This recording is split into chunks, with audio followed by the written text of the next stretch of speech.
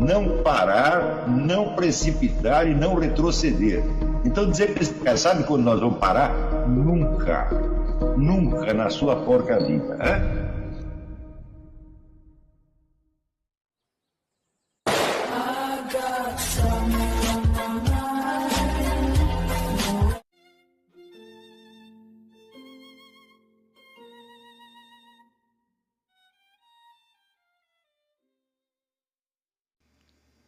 E aí pessoal, tranquilo?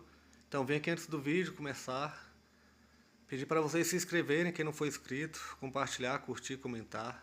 Quem puder seja membro do canal, que isso ajuda bastante. Tem também o link do Apoia-se. Quem puder ajudar nosso canal e apoiar financeiramente vai ser muito bem-vindo. Mas o mais importante é transmitir o conteúdo e os conhecimentos do professor Olavo de Carvalho para mais e mais brasileiros. Então compartilhe e ajude aí nossa causa. Muito obrigado a todos os membros, apoiadores do canal. Fico muito feliz. Tenho certeza que a gente está no caminho certo. Então fiquem com o vídeo e até mais. Valeu!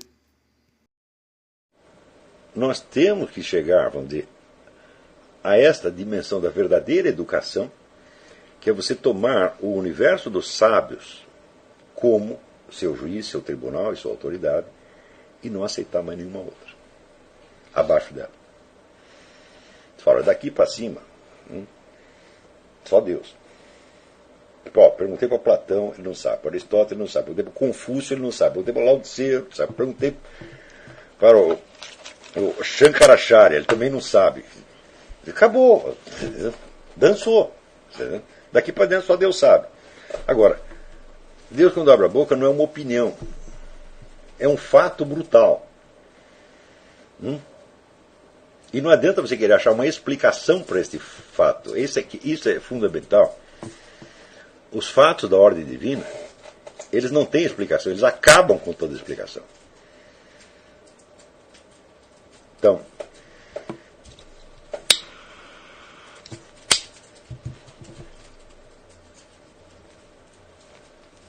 e de certo modo eles também têm uma translucidez, porque a hora que você entende o que é onde o poder divino em ação, tá certo? Você vê que não há o que discutir ali. É o limite da realidade tomada na sua totalidade. Então, eu digo, para você ter um vislumbre do que é a realidade objetiva, você precisa ter experimentado isso pelo menos uma vez na sua vida. Mas você só vai experimentar se você for abandonando essas sucessivas autoridades que foram, por sua vez, te libertando de sucessivos poderes anteriores, até você chegar no limite do conhecimento humano. No limite da inteligência humana. E o limite da inteligência humana é o quê? É a galeria dos sábios. Está entendendo? Então, outro dia um aluno me telefonou, né? E falou, não, mas eu não posso entrar em conflito com a opinião dos meus pares. Né? E quais são os seus pares? Os meus são Aristóteles, São Tomás de Aquino. Eu pergunto para eles. Para os outros eu não pergunto nada. Eu vou perguntar para o seu Zé Mané da esquina? Eu vou perguntar para o Emir Saad? Eu vou perguntar para o chefe do departamento? Não sou palhaço. Agora, se você aceita isso, a sua educação acabou, meu filho. Está entendendo? Então, você colocar o problema de se o ambiente determina a sua conduta ou se a sua conduta é livre é uma pergunta absurda. Porque o ambiente não é uma coisa, não é uma substância, não é um termo unívoco. O ambiente é uma série de círculos, de determinações mutuamente contraditórias entre as quais você tem que escolher. E a sua liberdade não consiste, vamos dizer, em não estar determinado em nada, mas em escolher o que te determina. Essa é a nossa liberdade. A liberdade de não ser determinado é divina. A liberdade de não ser determinado, só um pode ter. Presta atenção, isso é fundamental. Só Deus pode ter essa liberdade. A liberdade de não ser determinado por nada, só um pode ter, porque ele vai determinar o resto. E quem estiver por perto vai ser determinado por ele. Então não venha negar, vamos dizer, a liberdade humana, não venha pregar o determinismo, alegando que você não tem uma liberdade divina. Isso não faz sentido. Porque que sentido faria uma criatura finita e mortal ter uma liberdade infinita e eterna? Não cabe, é? Então, se nós somos uma criatura limitada e mortal, nós também vamos ter uma liberdade relativa, temporária, condicionada. Mas nós não seremos totalmente determinados pelo ambiente, porque o ambiente não pode determinar nada, o ambiente não se determina sequer a si mesmo. O ambiente é constituído de círculos de influências superpostas contraditórias. Esta é a realidade. Então, veja aqui, nós não podemos descrever isso nem em termos de determinismo e nem em termos de livre-arbítrio. Nós podemos descrever em termos de distintas determinações e escolhas entre determinações. E que a liberdade que nós temos, a máxima liberdade, consiste em buscar as determinações mais altas, as autoridades mais altas, que são as que menos se impõem. Agora, para cima de Platão e Aristóteles, tem a autoridade de Deus. Neste sentido, Deus não se impõe de maneira alguma. Ele criou todas as outras determinações. Mas acima tem a autoridade dele. Ele não impõe essa autoridade. Não faria sentido. Porque tudo aquilo que já está imposto não é autoridade, é poder. Não é isso? Então, Deus criou todos esses poderes que se impõem a nós e criou uma série de autoridades que nós vamos galgando e nos limitando, nos livrando dos poderes inferiores. Tá certo? E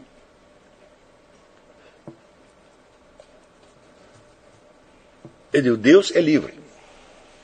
Tá certo? E você pode se beneficiar da liberdade divina.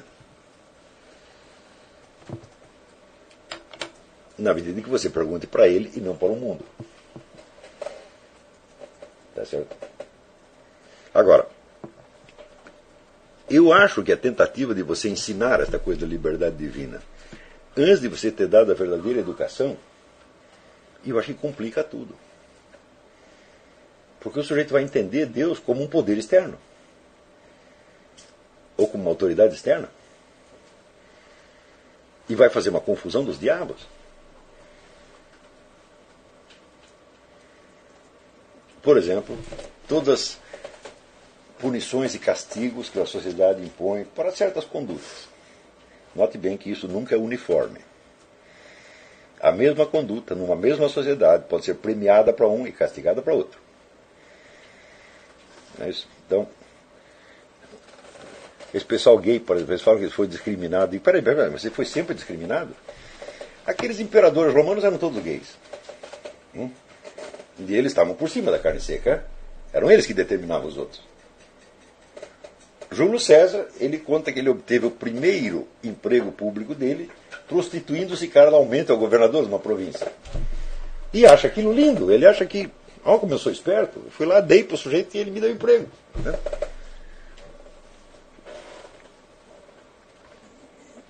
Para ele, isto foi uma conquista da liberdade dele. Ele conseguiu algo por este meio. Agora, se ele não quisesse fazer isto, não é isso? E se ele não fosse gay? Olha, o único jeito de você ter esse emprego é você dando para o sujeito. Bom, se você é gay, você está subindo um degrau na esfera da sua liberdade. Eu consegui o que eu queria. Agora, se você não é gay, então isso é uma imposição brutal desde fora. Está entendendo? Então, pode haver uma classe, quer dizer, um tipo de pessoa que será sempre discriminada, mas não pode haver. Isso é impossível. Todos os discriminados, em outras circunstâncias, são discriminadores. Isso é absolutamente inevitável. Não tem como escapar. Tá certo? Então a ideia mesmo, vamos dizer, dos excluídos e os exclusores ou excludentes é uma noção, vamos dizer, funcional e relativa, que hoje nos é apresentado como se fosse uma definição substantiva de entidades, né, físicas, substanciais. Mas isso é uma fraude monstruosa. Isso é estupidificar você. Não é isso? Então, por exemplo, Calígula, quando via um sujeito bonitinho, ele dizia para os soldados dele, vai lá, capa aquele sujeito, e quando ele, né, cicatrizar, você traz aqui que ele vai ser minha noiva. Calígula era gay.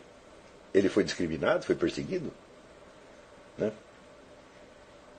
Mao Tse Tung, ele comia tudo que andava. Mao Tse Tung não era gay, ele era qualquer coisa. Ele comia tudo que se movia. Entendeu? Então, podia ser uma camponesa, podia ser um guardinha do palácio, ele viu um guardinha novo, que era aquele ali. Mas eu quero. Pronto, já foi.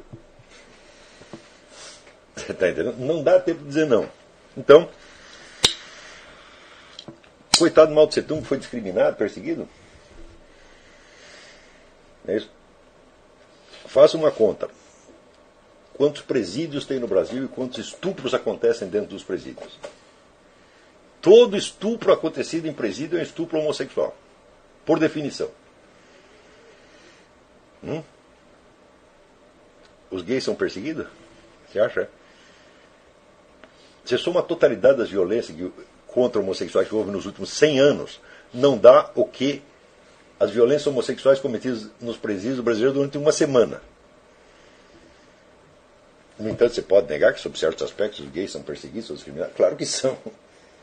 Você está entendendo? Mas é a composição, vamos dizer, do próprio ambiente social, cultural, histórico, humano, é feita dessas camadas de influências superpostas e contraditórias. Isto é a realidade. Nós aprendemos a nos relacionar com a realidade na medida que nós vamos percebendo esses vários elementos. Só que é o seguinte: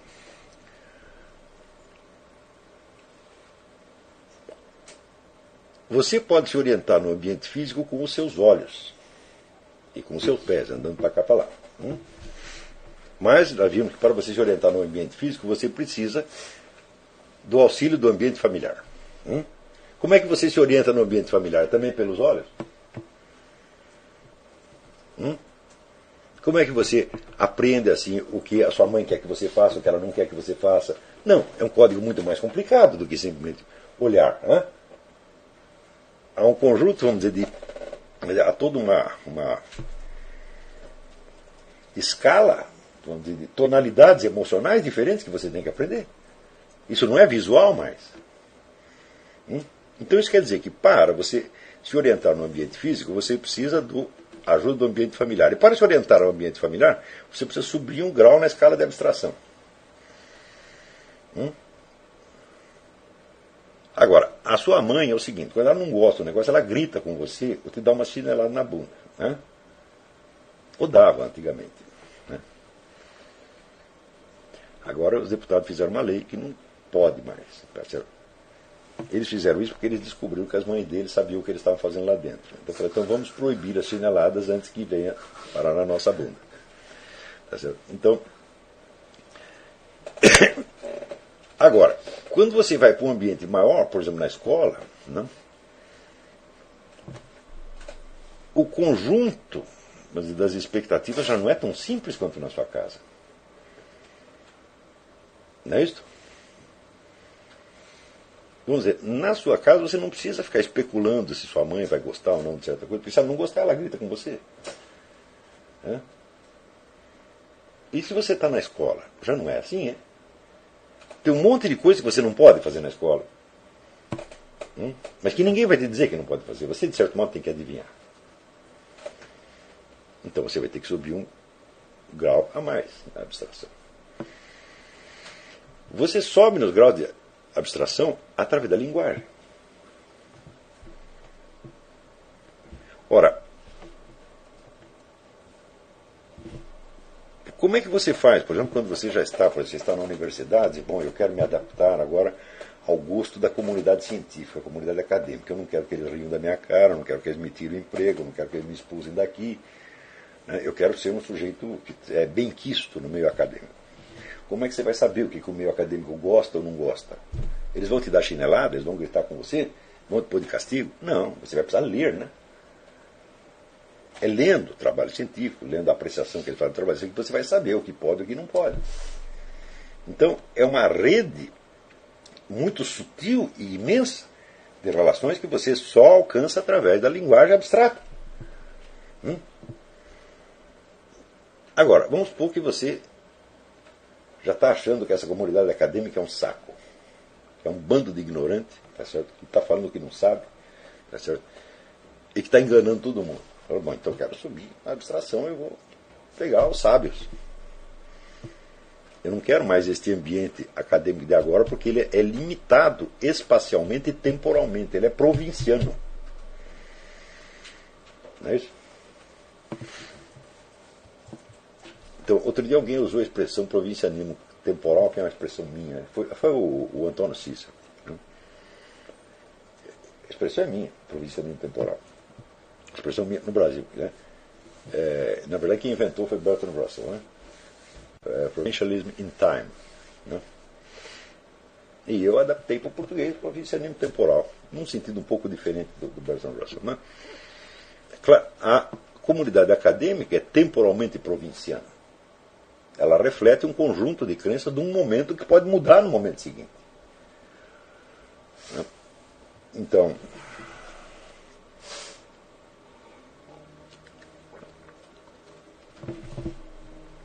você quer uma coisa melhor, mais séria, mais próxima da objetividade? Bom, então você pode subir até os sábios. Fala, bom, aí é o seguinte: as opiniões da comunidade acadêmica serão de algum modo trazidas a você. Mas essas não, essas você vai ter que buscar. Quer dizer, você vai ter que chegar ao máximo domínio da linguagem abstrata que existe para você poder ler Platão, Aristóteles, Santo Tomás de Aquino, Leibniz, Husserl, etc, etc. É você que vai buscar essa autoridade. Você vai pedir pelo amor de Deus para chegar lá. Ninguém vai impor isso a você. E é exatamente o que vocês estão fazendo aqui. É pedir pelo amor de Deus para chegar a entender essa coisa e ter uma autoridade maior, tá certo? Com a qual vocês possam se libertar das limitações do meio intelectual provinciano do momento. Tá certo? E olhar para este ambiente, vamos dizer, a comunidade acadêmica inteira, e dizer, cala a boca, burro, vocês não sabem o que estão falando. Não, você chegará a isso através do seu esforço próprio e da aquisição de uma autoridade superior.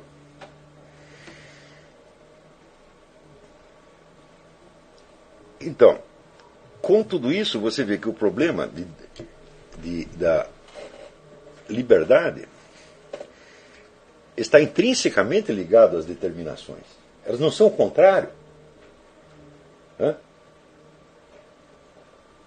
A liberdade é um jogo que você faz entre distintas determinações. E as determinações, por sua vez, são uma série de chances ou oportunidades que te são dadas junto com as limitações. Isso é como as coisas são, vamos dizer, na realidade, não nesse plano, vamos dizer, abstratista e puramente verbalista, em que as pessoas discutem determinismo e livre-arbítrio. Veja, o que eu estou explicando para vocês é o que a tradição filosófica ensina a fazer. No livrado, vamos dizer, dessas arapucas verbais em que a discussão pública, a discussão corrente nos coloca. E aprender a usar todo esse instrumental verbal como uma via de acesso à realidade. Ora,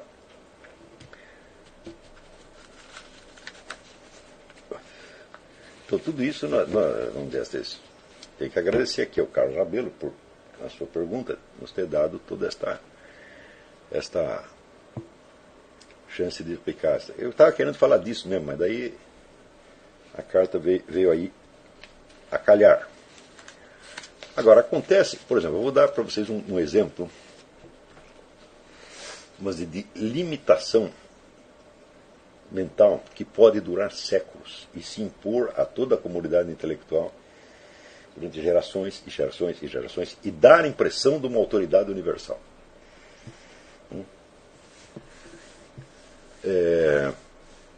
No começo da modernidade,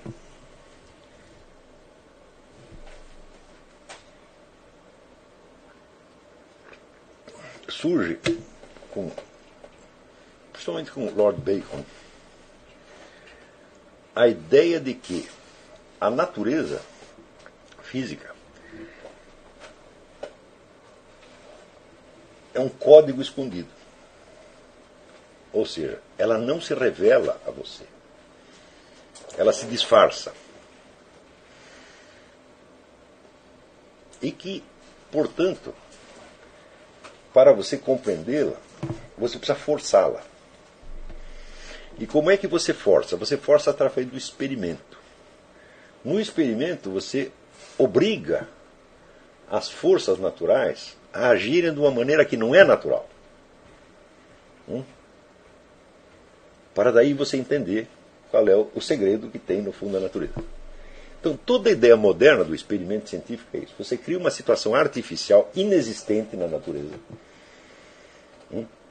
usando ali as forças naturais para fazer uma coisa que geralmente elas não fazem. Tá certo? E através deste experimento você tenta entender como é que elas funcionam na realidade. Isso é a totalidade da ciência moderna, é isso.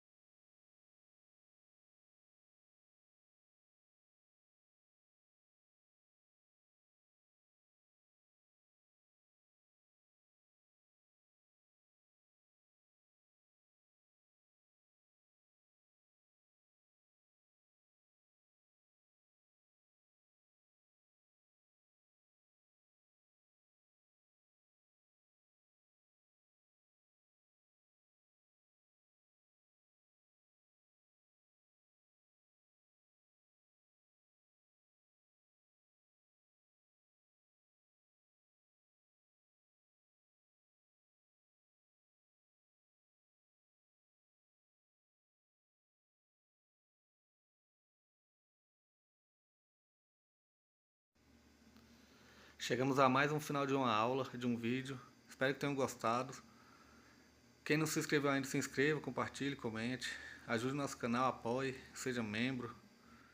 E ajude o nosso canal a chegar a cada dia a mais brasileiros que precisam muito do conhecimento do professor Olavo de Carvalho.